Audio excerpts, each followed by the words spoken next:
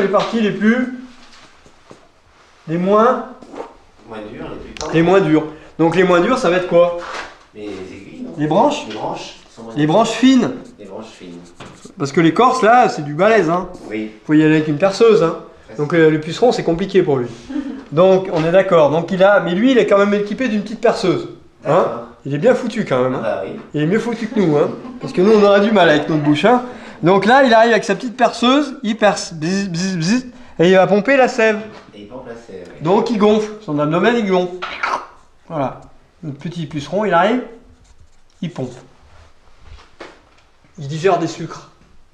Il pompe la sève élaborée, il digère les sucres, et puis il fait un caca, il goûte. Loup, et puis ça goutelle. Voilà, il fait plein de petits caca gluants.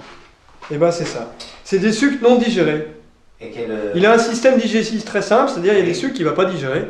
Donc il va faire caca qui vont goutteler sur les autres branches, qui vont goutteler sur le tronc, qui vont tomber par terre.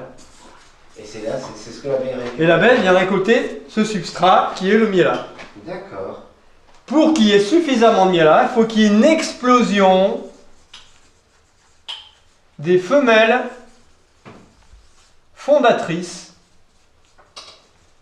pucerons. On va dire les mères. Il faut qu'il y ait une explosion des mères. Donc les mères vont coloniser les arbres et vont faire plein de petits. Elles explosent. Voilà. Voilà. Non, quand je dis elles explosent, ça copule et ça fait plein de petits. D'accord. Voilà. Donc là, elle va coloniser des sapins. Et tout ça est suivi aussi par les fourmis. Parce que les fourmis, elles vont entretenir la colonie de pucerons et protéger l'attaque des prédateurs. Ouais, ça, je savais. Donc il y a une symbiose entre l'abeille, la fourmi et le puceron. Et le climat. Parce que le climat va déterminer l'explosion des femelles fondatrices. Pour qu'il y ait un bon climat, il faut qu'il y ait de la chaleur, de l'humidité. Suffisamment de chaleur et d'humidité, de montée de sève. Montée de sève, chaleur, humidité.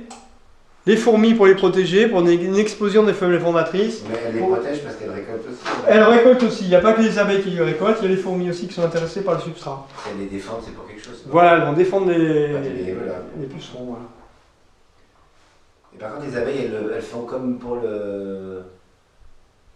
comme pour le nectar, elles le pompent aussi. Voilà, elles vont pomper sur les branches, sur Et elles le mettent aussi les aiguilles. dans le jabot. Pareil, elles vont l'intégrer dans le jabot. Sauf que le miella, il est moins riche en eau.